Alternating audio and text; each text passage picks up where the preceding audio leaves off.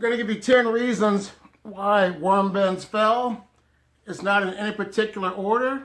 So this is just what I think and my feedback on why worms die, why your worm bins fail. So I'm going to tell you the reasons, the top 10 reasons and solutions on how to solve the problems. So number one, you have no air for your worms. Does your worm bin have air holes? Because if not, if they don't have air, your worms will die. So the solution is to drill holes in your bins or keep the lid off so your worms can have some air. Number two, you have the wrong type of worms. Not every worm are composting worms. So I'm going to link a video at the end and click on that because there are different type of worms that compost food scraps. So make sure you have the right type of worms because every worm is not created the same. So that's why your worms aren't dying, because some worms are just meant to burrow deep into the soil. And that's why your worm bin does not survive and thrive. Another one, number three, your worm bin is too wet. I've seen worm bins where there's so much water in it, it looks like a swimming pool. So to solve that problem, drill some holes on the bottom of your worm bin so the excess liquid can drain out into another bin that's underneath, another tote or whatever, so the liquids can drain out.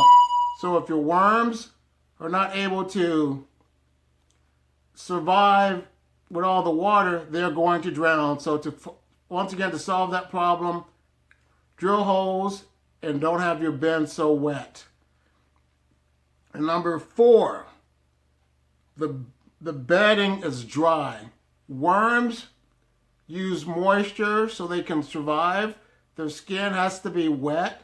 So have the bedding wet to the consistency of a wrung out sponge.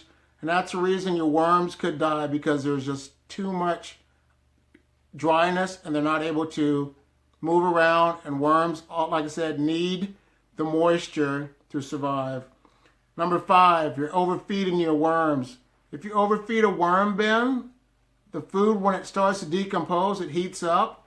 And if the worms have no place to get away, the heat from the food can cause your worms to die. So don't overfeed your worms. That's another one to look into. Number six, the bin is too hot. Do you have your bin out in direct sunlight? Because worms will not be able to survive in extreme sunlight and in extreme heat. So to solve that problem, put them into some shade. If it's too hot, add some water bottles, some ice or something to keep the bin cool, because worms will die if they get too hot. Number seven, if it's too cold, extreme temperatures could kill your worms, and they will kill your worms, because I'm a proven fact that my worms have died because they froze to death. The solution is to either bring them into your house, have them inside of a warm environment, a heated garage or something where your worms will not die from freezing.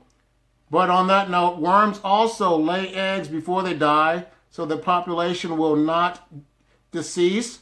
So if your worms do freeze, you have a good chance of other worms being able to be there next year. But don't take the risk. Your worms will freeze to death. And like I said, I'm a proven factor that my worms have died because they froze. Number eight, do you have critters in there? Sometimes you might have ants. Ants eat your worms, and other critters can also eat your worms. So just be careful of what you have in there. If it's not a good thing that is made for composting, get it out of your bin, because that could be a problem for your worms. Number nine, not enough worms. If you have too much food scraps and stuff and not enough worms, they're not going to be able to consume it, and that's going to cause a problem into your worm bin. So to solve that problem, get at least enough worms to start devouring at least a half a pound of food a day, and that way your worms will survive, regrow, populate, multiply, and you'll have a successful worm bin. And number 10, you're not changing the worm bin, the castings.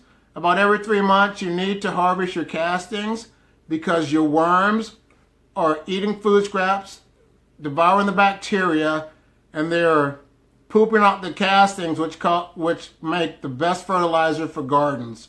So to solve that problem, every 3 months, change your worm bedding, remove the castings, put new bedding in, and that will prevent your worms from dying, because eventually they're going to die from being in their own waste. So I hope these top 10 tips helped you out. Leave comments if there's something I left out. I'm open to any suggestions, feedbacks, and comments. So hope you liked this video. Please like, subscribe, and have a great day. Bye.